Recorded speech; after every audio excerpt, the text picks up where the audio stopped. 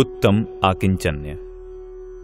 ज्ञानानंद स्वभावी आत्मा को छोड़कर किंचित मात्र भी पर पदार्थ तथा पर के लक्ष्य से आत्मा में उत्पन्न होने वाले मोह राग द्वेष के भाव आत्मा के नहीं हैं, ऐसा जानना, मानना और ज्ञानानंद स्वभावी आत्मा के आश्रय से उनसे विरत होना, उन्हें छोड़ना ही उत्तम आकिंचन्य धर्म है। आकिंचन्य और ब्रह्मचर्य को 10 धर्मों का सार एवं चतुर्गति दुखों से निकालकर मुक्ति में पहुंचा देने वाला महान धर्म कहा गया है। आकिंचन ब्रह्मचर्य धर्म 10 सार हैं, चहुंगति दुखते काड़ी मुकति करतार हैं। वस्तुतः आकिंचन्य और ब्रह्मचर्य एक सिक्के के 2 पहलू हैं। ज्ञानानंद स्वभावी आत्मा को ही निज मानना, जानना और उसी में जम जाना, रम जाना, समा जाना, लीन हो जाना ब्रह्मचर्य है और उससे भिन्न पर पदार्थों एवं उनके लक्ष्य से उत्पन्न होने वाले चिद्विकारों को अपना नहीं मानना, नहीं जानना और उनमें लीन नहीं होना ही आकिंचन्य है। यदि स्वलीनता ब्रह्मचर्य है तो पर में एकत्व बुद्धि और लीनता का अभाव आकिंचन्य है। अतः जिसे अस्ति से ब्रह्मचर्य धर्म कहा जाता है उसे ही नास्ति से आकिंचन्य धर्म कहा गया है। इस प्रकार स्व अस्ति ब्रह्मचर्य है और पर की नास्ति आकिंचन्य। ब्रह्मचर्य धर्म की चर्चा तो स्वतंत्र रूप से होगी ही, यहां तो अभी आकिंचन्य धर्म के संबंध में विचार अपेक्षित है। जिस प्रकार क्षमा का विरोधी क्रोध, मार्दव का विरोधी मान है, उसी प्रकार आकिंचन्य का विरोधी परिग्रह है। अर्थात आकिंचन्य के अभाव को परिग्रह अथवा परिग्रह के अभाव को आकिंचन्य धर्म कहा जाता है। अतः आकिंचन्य का दूसरा नाम अपरिग्रह भी हो सकता है। जिस परिग्रह के त्याग से आकिंचन्य धर्म प्रकट होता है, पहले उस परिग्रह को समझना आवश्यक है। परिग्रह 2 प्रकार का होता है, आभ्यंतर और बाह्य। आत्मा में उत्पन्न होने वाले मोह राग द्वेषादि भाव रूप आभ्यंतर परिग्रह को निश्चय परिग्रह और बाह्य परिग्रह को व्यवहार परिग्रह भी कहा जाता है। जैसा कि धवल में कहा है, व्यवहार नयम पडुच्च खेत्तादि गंथो अभ्यंतर गंथ कारणत्तादो एदस्य परिहरणम निगम थत्तम निच्छयनयम पडुच्च मिच्छत्तादि गंथो कम्म बंध कारणत्तादो तेसिम परिच्चागो निगम थत्तम। व्यवहार नय की अपेक्षा से क्षेत्रादिक ग्रंथ हैं, क्योंकि वे आभ्यंतर ग्रंथ के कारण हैं। इनका त्याग करना निर्ग्रंथता है। निश्चय नय की अपेक्षा से मिथ्यात्वादी ग्रंथ हैं, क्योंकि वे कर्म बंध के कारण हैं और उनका त्याग करना निर्ग्रंथता है। इस प्रकार निर्ग्रंथता अर्थात आकिंचन्य धर्म के लिए आभ्यंतर और बाह्य दोनों प्रकार के परिग्रह का अभाव अर्थात त्याग आवश्यक है। यही निश्चय व्यवहार की संधि भी है। आभ्यंतर परिग्रह 14 प्रकार के होते हैं: मिथ्यात्व, क्रोध, मान, माया, लोभ, हास्य, रति, अरति, शोक, भय, जुगुप्सा, स्त्रीवेद, पुरुषवेद और नपुंसकवेद। बाह्य परिग्रह 10 प्रकार के होते हैं: क्षेत्र, वास्तु, धन, धान्य, द्विपद, चतुष्पद, यान, शय्यासन, कुप्य, भांड। इस प्रकार परिग्रह कुल 24 प्रकार के माने गए हैं। कहा भी है, परिग्रह 24 भेद त्याग करें मुनिराज जी। उक्त 24 प्रकार के परिग्रह के त्यागी मुनिराज उत्तम आकिंचन्य धर्म के धारी होते हैं। जब भी परिग्रह या परिग्रह त्याग की चर्चा चलती है, हमारा ध्यान बाह्य परिग्रह की ओर ही जाता है। मिथ्यात्व, क्रोध, मान, माया, लोभादि भी परिग्रह हैं, इस ओर कोई ध्यान ही नहीं देता। क्रोध, मान, माया, लोभ की जब भी बात आएगी तो कहा जाएगा कि ये तो कषाय हैं, पर कषायों का भी परिग्रह होता है, यह विचार नहीं आता। जब जगत क्रोध मानादि कषायों को भी परिग्रह मानने को तैयार नहीं, तो फिर हास्यादि कषायों को कौन परिग्रह माने? 5 पापों में परिग्रह एक पाप है और हास्यादि कषाएं परिग्रह के भेद हैं। पर जब हम हंसते हैं, शोक संतप्त होते हैं, तो क्या यह समझते हैं कि हम कोई पाप कर रहे हैं या इनके कारण हम परिग्रही हैं? बहुत से परिग्रह त्यागियों को कहीं भी खिलखिलाकर हंसते, हड़बड़ाकर डरते देखा जा सकता है। क्या वे यह अनुभव करते हैं कि यह सब परिग्रह है? जयपुर में लोग भगवान की मूर्तियां लेने आते हैं और मुझसे कहते हैं कि हमें तो बहुत सुंदर मूर्ति चाहिए, एकदम हंसमुख। मैं उन्हें समझाता हूं कि भाई, भगवान की मूर्ति हंसमुख नहीं होती। हास्य तो कषाय है, परिग्रह है, और भगवान तो अकषाई, अपरिग्रही हैं। उनकी मूर्ति हंसमुख कैसे हो सकती है? भगवान की मूर्ति की मुद्रा तो वीतरागी शांत होती है। कहा भी है, जय परम शांत मुद्रा समेत, भविजन को निज अनुभूति हेत। छवि वीतरागी नग्न मुद्रा, दृष्टि नासा पर धरें। यह भी बहुत कम लोग जानते हैं कि सब पापों का बाप लोभ भी एक परिग्रह है। शब्दों में जानते भी हों तो यह अनुभव नहीं करते कि लोभ भी एक परिग्रह है। अन्यथा यश के लोभ में दौड़ धूप करते तथा कथित परिग्रह त्यागी दिखाई नहीं देते। घोर पापों की जड़ मिथ्यात्व भी एक परिग्रह है। एक नहीं, नंबर 1 का परिग्रह है, जिसके छूटे बिना अन्य परिग्रह छूट ही नहीं सकते। इस ओर भी कितनों का ध्यान है। होता तो मिथ्यात्व का अभाव किए बिना ही अपरिग्रही बनने के यत्न नहीं किए जाते। परिग्रह सबसे बड़ा पाप है और आकिंचन्य सबसे बड़ा धर्म। जगत में जितनी भी हिंसा, झूठ, चोरी, कुशील प्रवृत्तियां देखी जाती हैं, उन सब के मूल में परिग्रह है। जब मोहराग द्वेष आदि विकारी भाव परिग्रह हैं, तो फिर कौन सा पाप बच जाता है जो परिग्रह की सीमा में ना आता हो? मोहराग द्वेष भावों की उत्पत्ति का नाम ही हिंसा है। कहा भी है, अपरा दुर्भावः खलु रागादीनां भवत्य हिंसेति, तेषामेवोत्पत्तिर हिंसेति जिनागमस्य संक्षेपः। राग द्वेष मोह आदि विकारी भावों की उत्पत्ति ही हिंसा है और उन भावों का उत्पन्न नहीं होना ही अहिंसा है। झूठ, चोरी, कुशील में भी राग द्वेष मोह ही काम करते हैं। अतः राग द्वेष मोहमय होने से परिग्रह सबसे बड़ा पाप है। क्षमा तो क्रोध के अभाव का नाम है। इसी प्रकार मार्दव मान के, आर्जव माया के तथा शौच लोभ के अभाव का नाम है। पर आकिंचन्य धर्म क्रोध, मान, माया, लोभ, हास्य, रति, अरति, शोक, भय, जुगुप्सा, स्त्रीवेद, पुरुषवेद, नपुंसकवेद सभी कषायों के अभाव का नाम है। अतः आकिंचन्य सबसे बड़ा धर्म है। आज तो बाह्य परिग्रह में भी मात्र रुपए पैसे को ही परिग्रह माना जाता है। धन धान्यादि की ओर किसी का ध्यान भी नहीं जाता। किसी भी परिग्रह परिमाणधारी अणुव्रति से पूछिए कि आपका परिग्रह का परिमाण क्या है, तो तत्काल रुपयों पैसों में उत्तर देंगे। कहेंगे कि 10,000 या 20,000, और यह पूछेंगे तो कहेंगे और क्या। मैं जानना चाहता हूं कि क्या रुपया पैसा ही परिग्रह है, अन्य पदार्थ परिग्रह नहीं? धन धान्य, क्षेत्र वास्तु, स्त्री पुत्रादि बाह्य परिग्रहों की भी कोई बात नहीं करता, तो फिर क्रोध मानादि अंतरंग परिग्रहों की कौन पूछता है? जब एक परिग्रह परिमाणधारी से पूछा गया कि परिग्रह तो 24 होते हैं, आपने तो 24 ही का परिमाण किया होगा, तब वे आश्चर्यचकित से बोले, नहीं, हमने तो सिर्फ रुपयों का ही परिमाण किया है। आप बताओ तो 24 का कर लेंगे। मैंने कहा, सो तो ठीक है, पर आपने कभी विचार भी किया है कि 24 परिग्रहों का परिमाण हो भी सकता है या नहीं? तब वे तत्काल कहने लगे, क्यों नहीं हो सकता, सब हो सकता है। दुनिया में ऐसा कौन सा काम है जो आदमी से ना हो सके? आदमी चाहे तो सब कुछ कर सकता है। मैंने कहा, ठीक है, आपको 24 परिग्रहों के नाम तो आते ही होंगे। पहला परिग्रह मिथ्यात्व है, उसका परिमाण हो सकता है क्या? यदि हां, तो फिर कितना मिथ्यात्व रखना और कितना छोड़ना? क्या मिथ्यात्व भी कुछ रखा और कुछ छोड़ा जा सकता है? वे भौचक्के से देखते रहे, क्योंकि मिथ्यात्व भी एक परिग्रह है, यह उन्होंने आज ही सुना था।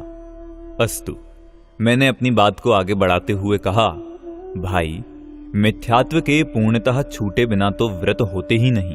अतः परिग्रह परिमाण व्रत लेने वाले के मिथ्यात्व है ही कहां जो उसका परिमाण किया जाए। इसी प्रकार क्रोध, मान, माया, लोभादि विकारी भाव रूप अंतरंग परिग्रहों का भी परिमाण कैसे और कितना किया जाए, इसका भी विचार किया कभी? चौथे गुणस्थान की अपेक्षा पंचम गुणस्थान में आत्मा का अधिक व उग्र आश्रय होने से अनंतानुबंधी एवं अप्रत्याख्यानावरण क्रोधादि का अभाव हो जाता है तथा किंचित कमजोरी के कारण प्रत्याख्यानावरण एवं संज्वलन क्रोधादि का सद्भाव बना रहता है। तदनुसार धन धान्यादि बाह्य परिग्रह की सीमा बुद्धिपूर्वक की जाती है। इस संपूर्ण प्रक्रिया का नाम ही परिग्रह परिमाण व्रत है। जन सामान्य को इन 24 परिग्रहों की तो खबर नहीं, रुपए पैसे को ही अपनी कल्पना से परिग्रह मानकर उसकी ही उल्टी सीधी मर्यादा करके अपने को परिग्रह परिमाण व्रती मान लेते हैं। जिन रुपयों पैसों को जगत परिग्रह माने बैठा है वह अंतरंग परिग्रह तो है ही नहीं, पर धन धान्यादि बाह्य परिग्रहों में भी उसका नाम नहीं है। वह तो बाह्य परिग्रहों के विनिमय का कृत्रिम साधन मात्र है। उसमें स्वयं कुछ भी ऐसा नहीं जिसके लोभ से जगत उसका संग्रह करे। यदि उसके माध्यम से धन धान्यादि भोग सामग्री प्राप्त न हो तो उसे कौन समेटे? 1000 का नोट अब बाजार में नहीं चलता तो अब उसे कौन चाहता है? जगत की दृष्टि में उसकी कीमत तभी तक है जब तक वह धन धान्यादि बाह्य परिग्रहों की प्राप्ति का साधन है। साधन में साध्य का उपचार करके ही वह परिग्रह कहा जा सकता है, पर 24 परिग्रहों में नाम तक न होने पर भी आज यह 25वां परिग्रह ही सब कुछ बना हुआ है। रुपए पैसे को बाह्य परिग्रह में भी स्थान न देने का एक कारण यह भी रहा कि उसकी कीमत घटती बढ़ती रही है। रुपए पैसे का जीवन में डायरेक्ट तो कोई उपयोग है नहीं, वह धन धान्यादि जीवनोपयोगी वस्तुओं की प्राप्ति का साधन मात्र है। अणुव्रतों में परिग्रह का परिमाण जीवनोपयोगी वस्तुओं का ही किया जाता है। रुपए पैसों की कीमत घटती बढ़ती रहने से मात्र उसका परिमाण किए जाने पर परेशानी हो सकती है। मान लीजिए एक व्यक्ति ने 10,000 का परिग्रह परिमाण किया। जब उसने यह परिमाण किया था तब उसके मकान की कीमत 5,000 रुपए थी। कालांतर में उसी मकान की कीमत 50,000 रुपए भी हो सकती है। इसी प्रकार धन धान्यादि की भी स्थिति समझनी चाहिए। अतः परिग्रह परिमाण व्रत में धन धान्यादि नित्योपयोगी वस्तुओं के परिमाण करने को कहा गया। परिग्रह परिमाणधारी को तो जीवनोपयोगी परिमित वस्तुओं की आवश्यकता है, चाहे उनकी कीमत कुछ भी क्यों न हो। परिग्रह परिमाणधारी घर में ही रहता है, अतः उसे सब चाहिए, धन धान्य, क्षेत्र, मकान, बर्तन आदि। पर आज की स्थिति बदल गई है, क्योंकि कोई भी परिग्रह परिमाणधारी घर में नहीं रहना चाहता। वह अपने को गृहस्थ नहीं साधु समझता है, जबकि अणुव्रत गृहस्थों के होते हैं, साधुओं के नहीं। उसे बनाकर ही नहीं कमाकर खाना चाहिए, पर वह कमाकर खाना तो दूर बनाकर भी नहीं खाना चाहता है। वह अपने घर में नहीं धर्मशालाओं में रहता है और अपना सारा भार समाज पर डालता है। अतः न उसे अब मकान की आवश्यकता रही है और न धन धान्यादि की। यही कारण है कि वह परिग्रह का परिमाण भी रुपए पैसों में करने लगा है। बड़ी विचित्र स्थिति हो गई है। एक अणुव्रती ने मुझसे कहा, मैं आपसे अपनी एक शंका का समाधान एकांत में करना चाहता हूं। जब मैंने कहा, तत्व चर्चा में एकांत की क्या आवश्यकता है, तब वे बोले, कुछ व्यक्तिगत बात है। एकांत में बोले, मेरी एक समस्या है, उसका समाधान आपसे चाहता हूं। बात यह है कि मैंने 5,000 का परिग्रह परिमाण व्रत लिया था। जब परिमाण किया था तब मेरे पास इतने भी पैसे नहीं थे और न प्राप्त होने की संभावना ही थी, पर बाद में पैसे प्राप्त हुए और ब्याज बढ़ता गया। खर्चा तो कुछ था नहीं, लगभग 10,000 हो गए। मैं बहुत परेशानी में था, अतः मैंने अपने एक साथी व्रती ब्रह्मचारी से चर्चा की तो उन्होंने कहा कि तुम कुछ समझते तो हो नहीं, इसमें क्या है, जब तुमने व्रत लिया था तब से अब रुपए की कीमत आधी रह गई है, अतः 10,000 रखना कोई अनुचित नहीं है। उनकी बात मेरी रुचि के अनुकूल होने से मैंने स्वीकार कर ली, पर अब रुपए और बढ़ रहे हैं, 12-13 तक पहुंच गए हैं। अब क्या करूं? मेरी समझ में नहीं आता। यद्यपि उक्त तर्क के आधार पर मैंने मर्यादा बढ़ा ली थी, अब भी बढ़ा सकता हूं, पर मेरा हृदय ना मालूम क्यों इस बात को स्वीकार नहीं कर पा रहा है। उनकी बात का तत्काल तो मैं कुछ विशेष उत्तर न दे सका, पर उक्त प्रश्न ने मेरे हृदय को झकझोर डाला। मैंने उक्त बात पर गंभीरता से चिंतन किया। विचार करते करते मुझे यह बिंदु हाथ लगा कि आखिर आगम में रुपए पैसों को परिग्रह में क्यों नहीं गिनाया। समझ में नहीं आता धार्मिक समाज को आज क्या हो गया है। परिग्रह के पूर्णता त्यागी महाव्रती साधु और परिग्रह परिमाण व्रती अणुव्रती ग्रहवासी गृहस्थ दोनों ही मठवासी, मंदिरवासी, धर्मशालावासी हो गए हैं। एक को वन में रहना चाहिए, दूसरे को घर में, पर ना वनवासी वन में रहते हैं और ना गृहवासी गृह में, और एक साथ धर्मशालावासी हो गए हैं। आहार देने वाले अणुव्रती गृहस्थ भी आज आहार लेने लगे हैं, अन्यथा जिन्होंने अपनी कमाई के साधन सीमित कर लिए उनके भी संपत्ति बढ़ते जाने का प्रश्न ही कहां उठता है। व्रतियों को महाव्रतियों का भार उठाना था, पर उन्होंने तो अपना भार अव्रतियों पर डाल दिया है। यही कारण है कि महाव्रतियों को अनुद्दिष्ट आहार मिलना बंद हो गया है, क्योंकि अव्रती तो उतना शुद्ध भोजन करते ही नहीं कि ये मुनिराज के उद्देश्य के बिना बनाए ही उन्हें आहार दे सकें। व्रती अवश्य ऐसा भोजन करते हैं कि वे अपने लिए बनाए गए भोजन को मुनिराजों को दे सकते हैं, पर वे तो लेने वाले हो गए। जो कुछ भी हो, प्रकृति में तो मात्र यह विचारना है कि रुपए पैसों को आगम में 24 परिग्रहों में पृथक स्थान क्यों नहीं दिया। वैसे वह धन में आ ही जाता है। यदि रुपए पैसे को ही परिग्रह माने तो फिर देवों, नारकियों और तिर्यंचों में तो परिग्रह होगा ही नहीं, क्योंकि उनके पास तो रुपया पैसा देखने में ही नहीं आता। उनमें तो मुद्रा का व्यवहार ही नहीं है, उन्हें इस व्यवहार का कोई प्रयोजन भी नहीं है, पर उनके परिग्रह का त्याग तो नहीं है। इसी प्रकार धन धान्यादि बाह्य परिग्रहों को ही परिग्रह माने तो फिर पशुओं को अपरिग्रही मानना होगा, क्योंकि उनके पास बाह्य परिग्रह देखने में नहीं आता। धन धान्य मकान आदि संग्रह का व्यवहार तो मुख्यतः मनुष्य व्यवहार है। मनुष्यों में भी पुण्य का योग न होने पर धन धान्य आदि बाह्य परिग्रह कम देखा जाता है, तो क्या वे परिग्रह त्यागी हो गए?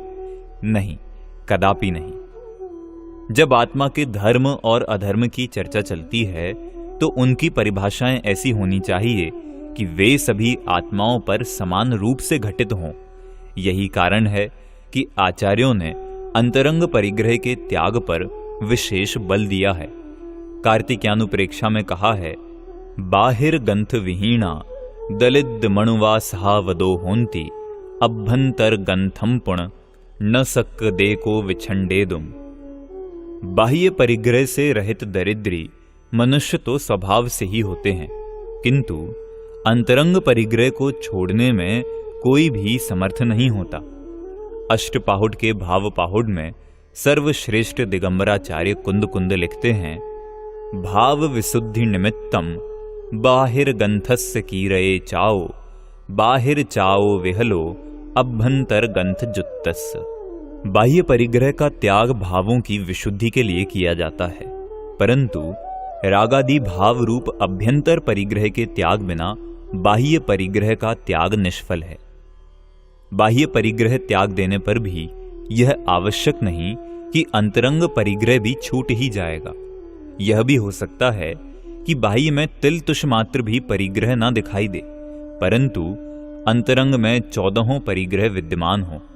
द्रव्यलिंगी मिथ्या दृष्टि मुनियों के यही तो होता है। प्रथम गुण स्थान में होने से उनमें मिथ्यात्वादी सभी अंतरंग परिग्रह पाए जाते हैं, पर बाह्य में वे नग्न दिगंबर होते हैं। भगवती आराधना में स्पष्ट लिखा है, अभ्यंतर सोधीये गंथे नियमेण बाहिरे चयदि अभ्यंतर मैलो चेव बाहिरे गेन्नदिहु गंथे। अभ्यंतर सोधीये बाहिर सोधी विहोदि नियमेण अभ्यंतर दोषेणहु कुणदि नरो बाहिरे दोषे। अंतरंग शुद्धि होने पर बाह्य परिग्रह का नियम से त्याग होता है। अभ्यंतर अशुद्ध परिणामों से ही वचन और शरीर से दोषों की उत्पत्ति होती है। अंतरंग शुद्धि होने से बहिरंग शुद्धि भी नियम से होती है। यदि अंतरंग परिणाम मलिन होंगे तो मनुष्य शरीर और वचनों से भी दोष उत्पन्न करेगा। वस्तुतः बात तो यह है कि धन धान्यादि स्वयं में कोई परिग्रह नहीं है, बल्कि उनके ग्रहण का भाव, संग्रह का भाव परिग्रह है। जब तक पर पदार्थों के ग्रहण या संग्रह का भाव न हो तो मात्र पर पदार्थों की उपस्थिति से परिग्रह नहीं होता। अन्यथा तीर्थंकरों के 13वें गुणस्थान में होने पर भी देह व समोशरण आदि विभूतियों का परिग्रह मानना होगा, जबकि अंतरंग परिग्रहों का सद्भाव 10वें गुणस्थान तक ही होता है। सभी बातों का ध्यान रखते हुए जिनागम में परिग्रह की परिभाषा इस प्रकार दी गई है। मूर्छा परिग्रह, मूर्छा परिग्रह है। मूर्छा की परिभाषा आचार्य अमृतचंद्र इस प्रकार करते हैं। मूर्छा तु ममत्व परिणामः, ममत्व परिणाम ही मूर्छा है। प्रवचन सार की तात्पर्य वृत्ति टीका में आचार्य जयसेन ने लिखा है, मूर्छा परिग्रह इति सूत्रे यथाध्यात्मानुसारेण मूर्छा रूप रागादि परिणामानुसारेण परिग्रहो भवति, न च बहिरंग परिग्रहानुसारेण। मूर्छा परिग्रह है। इस सूत्र में यह कहा गया है कि अंतरंग इच्छा रूप रागादि परिणामों के अनुसार परिग्रह होता है, बहिरंग परिग्रह के अनुसार नहीं। आचार्य पूज्यपाद तत्वार्थ सूत्र की टीका सर्वार्थ सिद्धि में लिखते हैं, ममेदम बुद्धि लक्षणः परिग्रह, यह वस्तु मेरी है, इस प्रकार का संकल्प रखना परिग्रह है। परिग्रह की उपर्युक्त परिभाषा और स्पष्टीकरणों से पर पदार्थ स्वयं में कोई परिग्रह नहीं है, यह स्पष्ट हो जाता है। पर पदार्थों के प्रति जो हमारा ममत्व है, राग है, वास्तव में तो वही परिग्रह है। जब पर पदार्थों के प्रति ममत्व छूटता है तो तदनुसार बाह्य परिग्रह भी नियम से छूटता ही है, किंतु बाह्य परिग्रह के छूटने से ममत्व के छूटने का नियम नहीं है, क्योंकि पुण्य के अभाव और पाप के उदय में पर पदार्थ तो अपने आप ही छूट जाते हैं, पर ममत्व नहीं छूटता, बल्कि कभी कभी तो और अधिक बढ़ने लगता है। पर पदार्थ के छूटने से कोई अपरिग्रही नहीं होता, बल्कि उसके रखने का भाव, उसके प्रति एकत्व बुद्धि या ममत्व परिणाम छोड़ने से परिग्रह छूटता है। आत्मा अपरिग्रही अर्थात आकिंचन्य धर्म का धनी बनता है। शरीर आदि पर पदार्थों और रागादि चिद विकारों में एकत्व बुद्धि, अहम बुद्धि ही मिथ्यात्व नामक प्रथम अंतरंग परिग्रह है। जब तक यह नहीं छूटता तब तक अन्य परिग्रहों के छूटने का प्रश्न ही नहीं उठता, पर इस मुग्ध जगत का इस ओर ध्यान ही नहीं है। सारी दुनिया परिग्रह की चिंता में ही दिन रात एक कर रही है, मर रही है। कुछ लोग पर पदार्थों को जोड़ने में मग्न हैं, तो कुछ लोगों को धर्म के नाम पर उन्हें छोड़ने की धुन सवार है। यह कोई नहीं सोचता कि वे मेरे हैं ही नहीं, मेरे जोड़ने से जुड़ते नहीं और ऊपर ऊपर से छोड़ने से छूटते भी नहीं। उनकी परिणति उनके अनुसार हो रही है, उसमें हमारे किए कुछ नहीं होता। यह आत्मा तो मात्र उन्हें जोड़ने या छोड़ने का विकल्प करता है, तदनुसार पाप पुण्य का बंध भी करता रहता है। पुण्य के उदय में अनुकूल पर पदार्थों का बिना मिलाए भी सहज संयोग होता है। इसी प्रकार पाप के उदय में प्रतिकूल पर पदार्थों का संयोग होता रहता है। यद्यपि इसमें इसका कुछ भी वश नहीं चलता, तथापि मिथ्यात्व और राग के कारण यह अज्ञानी जगत अनुकूल प्रतिकूल संयोगों वियोगों में अहम बुद्धि कर्तृत्व बुद्धि किया करता है। यही अहम बुद्धि, कर्तृत्व बुद्धि, ममत्व बुद्धि मिथ्यात्व नामक सबसे खतरनाक परिग्रह है। सबसे पहले इसे छोड़ना जरूरी है। जिस प्रकार वृक्ष के पत्तों के सींचने से पत्ते नहीं पनपते, वरन जड़ को सींचने से पत्ते पनपते हैं, उसी प्रकार समस्त अंतरंग बहिरंग परिग्रह मिथ्यात्व रूपी जड़ से पनपते हैं। यदि हम चाहते हैं कि पत्ते सूख जावें तो पत्तों को तोड़ने से कुछ नहीं होगा, नवीन पत्ते निकल आवेंगे। पर यदि जड़ ही काट दी जावे तो फिर समय पाकर पत्ते आपों आप सूख जाएंगे। उसी प्रकार मिथ्यात्व रूपी जड़ को काट देने पर बाकी के परिग्रह समय पाकर स्वतः छूटने लगेंगे। जब यह बात कही जाती है तो कुछ लोग कहते हैं कि बस पर को अपना मानना नहीं है, छोड़ना तो कुछ है नहीं। यदि कुछ छोड़ना नहीं है तो फिर परिग्रह छूटेगा कैसे? अरे भाई, छोड़ना क्यों नहीं है? पर को अपना मानना छोड़ना है। जब पर को अपना मानना ही मिथ्यात्व नामक प्रथम परिग्रह है तो उसे छोड़ने के लिए पर को अपना मानना ही छोड़ना होगा। यद्यपि मानना छोड़ना बहुत बड़ा त्याग है, काम है, तथापि इस जगत को इसमें कुछ छोड़ा ऐसा लगता ही नहीं है। यदि 10-5 लाख रुपए छोड़े, स्त्री पुत्रादि को छोड़े तो कुछ छोड़ा सा लगता है, पर इन्हीं रुपयों को, स्त्री पुत्रादि को अपना मानना छोड़े तो कुछ छोड़ा सा नहीं लगता। यह सब मिथ्यात्व नामक परिग्रह की ही महिमा है। उसी के कारण जगत को ऐसा लगता है। अरे भाई, यदि पर को अपना मानना छोड़े बिना उसे छोड़ भी दे तो वह छूटेगा नहीं। पर को छोड़ने के लिए अथवा पर से छूटने के लिए सर्वप्रथम उसे अपना मानना छोड़ना होगा, तभी कालांतर में वह छूटेगा। वह छूटेगा क्या? वह तो छूटा हुआ ही है। वस्तुतः यह जीव बलात् उन्हें अपना मान रहा है, अतः गहराई से विचार करें तो उसे अपना मानना ही छोड़ना है। जगत के पदार्थ तो जगत में ही रहते हैं और रहेंगे, उन्हें क्या छोड़ें और कैसे छोड़ें? उन्हें अपना मानना और ममत्व करना ही तो छोड़ना है।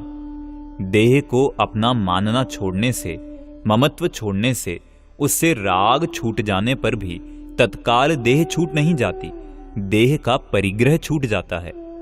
देह तो समय पर अपने आप छूटती है, पर देह में एकत्व और रागादि त्यागी को फिर दोबारा देह धारण नहीं करनी पड़ती। और जो लोग इससे एकत्व और राग नहीं छोड़ते हैं, उन्हें बार बार देह धारण करनी पड़ती है। यहां कोई कहे कि जिस प्रकार देह को नहीं, देह को अपना मानना छोड़ना है, देह से राग छोड़ना है, देह तो समय पर अपने आप छूट जावेगी, उसी प्रकार हम मकान तो 10-10 रखें पर उनसे ममत्व नहीं रखें तो क्या मकान का परिग्रह नहीं होगा? यदि हां, तो फिर हम मकान तो खूब रखेंगे, बस उनसे ममत्व नहीं रखेंगे। उनसे कहते हैं कि भाई जरा विचार तो करो, यदि तुम मकान से ममत्व नहीं रखोगे तो मिथ्यात्व नामक अंतरंग परिग्रह छूटेगा, मकान नामक बहिरंग परिग्रह नहीं।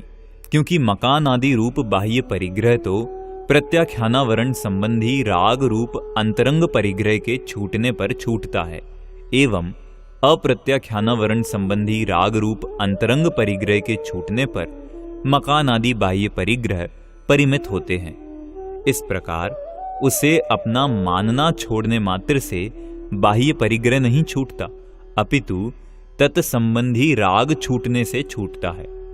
देह और मकान की स्थिति में अंतर है। देह से राग छूट जाने पर भी देह नहीं छूटती, पर मकान से राग छूट जाने पर मकान अवश्य ही छूट जाता है। पूर्ण वीतरागी सर्वज्ञ भी 13वें 14वें गुणस्थान में सदेह होते हैं, पर मकान आदि बाह्य पदार्थों का संयोग 6वें 7वें गुणस्थान में भी नहीं होता। जैन दर्शन का अपरिग्रह सिद्धांत समझने के लिए गहराई में जाना होगा। ऊपर ऊपर से विचार करने से काम नहीं चलेगा। निश्चय से तो मकान आदि छूटे ही हैं।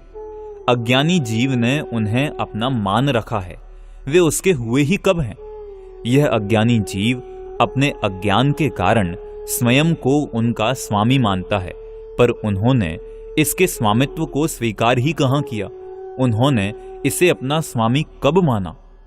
यह जीव बड़े अभिमान से कहता है कि मैंने यह मकान 25,000 में निकाल दिया, पर विचार तो करो कि इसने मकान को निकाला है या मकान ने इसे? मकान तो अभी भी अपने स्थान पर ही खड़ा है, स्थान तो इसी ने बदला है। मकान आदि पर पदार्थों को अपना मानना मिथ्यात्व नामक अंतरंग परिग्रह है और उनसे राग द्वेषादि करना क्रोधादि रूप अंतरंग परिग्रह है। मकान आदि बहिरंग परिग्रह हैं। पर पदार्थों को मात्र अपना मानना छोड़ने से बहिरंग परिग्रह नहीं छूटता, अपितु उन्हें अपना मानने के साथ उनसे रागादि छोड़ने से छूटता है। पर इसी परिग्रही वणिक समाज ने अपरिग्रही जिन धर्म में भी रास्ते निकाल लिए हैं। जिस प्रकार समस्त धन का मालिक एवं नियामक स्वयं होने पर भी राज्य के नियमों से बचने के लिए आज इसके द्वारा अनेक रास्ते निकाल लिए गए हैं। दूसरे व्यक्ति के नाम संपत्ति बताना, नकली संस्थाएं खड़ी कर लेना आदि। उसी प्रकार धर्म क्षेत्र में भी यह सब दिखाई दे रहा है। शरीर पर तंतु भी न रखने वाले नग्न दिगंबरों को जब अनेक संस्थाओं, मंदिरों, मठों, बसों आदि का रुचि पूर्वक सक्रिय संचालन करते देखते हैं तो शर्म से माथा झुक जाता है। जब साक्षात देखते हैं कि उनकी मर्जी के बिना बस एक कदम भी नहीं चल सकती, तब कैसे समझ में आवे कि इससे उनका कोई संबंध नहीं है। लौट फिरकर बात वहीं आ जाती है कि अंतरंग परिग्रह त्यागे बिना यदि बाह्य परिग्रह छोड़ा जाएगा तो यही सब कुछ होगा, क्योंकि अंतरंग परिग्रह के त्याग के बिना बहिरंग परिग्रह का भी वास्तविक त्याग नहीं हो सकता। फिर भी शास्त्रों में नववे ग्रैव्यक तक जाने वाले जिन द्रव्यलिंगी मिथ्या दृष्टि मुनिराजों की चर्चा है, उनके तो तिल तुष्मात्र बाह्य परिग्रह और उससे लगाव देखने में नहीं आता। अंतर्दृष्टि बिना उनके द्रव्य लिंगत्व का पता लगाना असंभव सा ही है। मिथ्यात्वादी अंतरंग परिग्रह के त्याग पर बल देने का आशय यह नहीं है कि बहिरंग परिग्रह के त्याग की कोई आवश्यकता नहीं है या उसका कोई महत्व नहीं है। अंतरंग परिग्रह के त्याग के साथ साथ बहिरंग परिग्रह का त्याग भी नियम से होता है। उसकी भी अपनी उपयोगिता है, महत्व भी है, पर यह जगत बाह्य में ही इतना उलझा रहता है कि उसे अंतरंग की कोई खबर ही नहीं रहती। इस कारण यह अंतरंग परिग्रह की ओर विशेष ध्यान आकर्षित किया है। जिसके भूमिकानुसार बाह्य परिग्रह का त्याग नहीं है, उसके अंतरंग परिग्रह के त्याग की बात भी कोरी कल्पना है। यदि कोई कहे कि हमने तो अंतरंग परिग्रह का त्याग कर दिया है, अब बहिरंग बना रहे तो क्या, तो उसका यह कहना एक प्रकार से छल है, क्योंकि अंतरंग में राग के त्याग होने पर तदनुसार बाह्य परिग्रह के संयोग का त्याग भी अनिवार्य है। यह नहीं हो सकता कि अंतरंग में मिथ्यात्व, अनंतानुबंधी, अप्रत्याख्यान और प्रत्याख्यान, क्रोध, मान, माया, लोभ का अभाव हो जावे और बाहर में नग्न दिगंबर दशा ना हो। उक्त अंतरंग परिग्रहों के अभाव में बाह्य में सर्व परिग्रह के त्याग रूप नग्न दिगंबर दशा होगी ही। आकिंचन्य धर्म का धारी अकिंचन्य बनने के लिए सबसे प्रथम आकिंचन्य धर्म का वास्तविक स्वरूप जानना होगा, मानना होगा। समस्त पर पदार्थों से भिन्न निजात्मा का अनुभव करना होगा। तत्पश्चात अंतरंग परिग्रह रूप कषायों के अभाव पूर्वक तदनुसार बाह्य परिग्रह का भी बुद्धि पूर्वक, विकल्प पूर्वक त्याग करना होगा। यद्यपि यहां आकिंचन्य धर्म का वर्णन मुनि भूमिका की अपेक्षा चल रहा है, अतः परिग्रह के पूर्ण त्याग की बात आती है। तथापि गृहस्थों को यह सोचकर कि हम तो परिग्रह के पूर्णता त्यागी हो ही नहीं सकते, आकिंचन्य धर्म धारण करने से उदासीन नहीं होना चाहिए। उन्हें भी अपनी भूमिकानुसार अंतरंग बहिरंग परिग्रह का त्याग अवश्य करना चाहिए। जिन धर्म के अपरिग्रह सिद्धांत अर्थात आकिंचन्य धर्म पर यह आक्षेप लगाया जाता है कि अपरिग्रह धर्म को मानने वाले जैनियों के पास सर्वाधिक परिग्रह है, पर गहराई से विचार करने पर इसमें कोई दम नजर नहीं आता। यह कहकर मैं यह नहीं कहना चाहता कि आज के जैनी अपरिग्रही हैं, पर बात यह है कि पुण्योदय से प्राप्त होने वाले संयोगों को लक्ष्य में रखकर ही यह आक्षेप लगाया जाता है। कषाय चक्र रूप अंतरंग परिग्रह को लक्ष्य में रखकर नहीं, क्योंकि कषाय चक्र रूप अंतरंग परिग्रहों में तो जैनेतर भी जैनियों से पीछे नहीं है। बाह्य विभूति भी जैनियों के पास जितनी दुनिया समझती है उतनी नहीं है। दिखावा अधिक होने से दुनिया को ऐसा लगता है, यदि है भी तो सदाचार रूप जीवन के कारण है। सप्त व्यसनादि का अभाव होने से सहज संपन्नता दिखाई देती है। जिस दिन जैन समाज से सदाचार उठ जाएगा, उस दिन उसकी भी वही दशा होगी जो व्यसनी समाज की होती है। एक बात यह भी विचारणीय है कि धर्म की दृष्टि से गृहस्थावस्था में सच्चे क्षायिक सम्यक दृष्टि जैनी चक्रवर्ती भी हो सकते हैं, हुए भी हैं। भरत चक्रवर्ती आदि के जैनत्व में शंका नहीं की जा सकती है। चक्रवर्ती से अधिक परिग्रह तो आज के जैनियों के पास हो नहीं गया है। यह कहकर मैं जैनियों को बाह्य परिग्रह जोड़ना चाहिए इस बात की पुष्टि नहीं करना चाहता, बल्कि यह कहना चाहता हूं कि जैन धर्म के अनुसार वे अपरिग्रह के सिद्धांत का कहां तक उल्लंघन कर रहे हैं, यह बात भी विचारणीय है। जिन धर्म में अपरिग्रह सिद्धांत को प्रायोगिक रूप देने के लिए कुछ स्तर निश्चित हैं, किस स्तर का जैन कितने परिग्रह का त्याग करता है, इसका विस्तृत वर्णन मुनि और श्रावक के आचार के वर्णन करने वाले चरणानियोग के ग्रंथों में विस्तार से किया गया है। तदनुसार मुनिराज के जब रंच मात्र भी बाह्य परिग्रह नहीं होता, तब अणुव्रती गृहस्थ अपने बाह्य परिग्रह को अपनी शक्ति और आवश्यकता के अनुसार सीमित कर लेता है। यद्यपि अव्रती गृहस्थ भी अन्याय से धनोपार्जन नहीं करता, तथापि उसके परिग्रह की कोई सीमा निर्धारित नहीं की गई है। उनमें चक्रवर्ती भी होते हैं। इस प्रकार जैनियों में अनेक भेद पड़ते हैं। यदि जैन मुनि एक सूत के बराबर भी परिग्रह रखे तो वह मुनि नहीं, और यदि अव्रती श्रावक 6 खंड की विभूति का भी मालिक हो तो उसके कारण उसके जैनत्व में कोई कमी नहीं आती, क्योंकि वह क्षायिक सम्यक दृष्टि भी हो सकता है। यद्यपि बाह्य विभूति और उसके रखने का भाव जैनत्व में बाधक नहीं, तथापि रंज मात्र भी परिग्रह रखने वाले को मुक्ति प्राप्त नहीं होती। अतः मुक्ति के अभिलाषी को तो समस्त परिग्रह का त्याग करना ही चाहिए। अपरिग्रह की तुलना समाजवाद से भी की जाती है। कुछ लोग तो दोनों को एक ही कहने लगे हैं, पर दोनों में मूलभूत अंतर यह है कि जहां समाजवाद का संबंध मात्र बाह्य वस्तुओं से है, उनके समान वितरण से है, वहां अपरिग्रह में कषायों का त्याग मुख्य है। यदि बाह्य परिग्रह से भी समाजवाद की तुलना करें तो भी दोनों के दृष्टिकोण में अंतर स्पष्ट दिखाई देता है। समाजवाद के दृष्टिकोण के अनुसार यदि भोग सामग्री की कमी नहीं है और वह सबको इच्छानुसार प्राप्त है, तो फिर उसके त्याग का या सीमित उपयोग का कोई प्रयोजन नहीं है। पर अपरिग्रह के दृष्टिकोण से यह बात नहीं है। भले ही सभी को असीमित भोग प्राप्त हो, फिर भी हमें अपनी इच्छाओं को सीमित करना ही चाहिए। अनाज की कमी से सप्ताह में एक दिन भोजन नहीं करना अलग बात है, और किसी भी प्रकार की कमी न होने पर भी भोजन का त्याग दूसरी बात है। समाजवादी दृष्टिकोण पूर्णतः आर्थिक है, जबकि अपरिग्रह की दृष्टि पूर्णतः आध्यात्मिक है।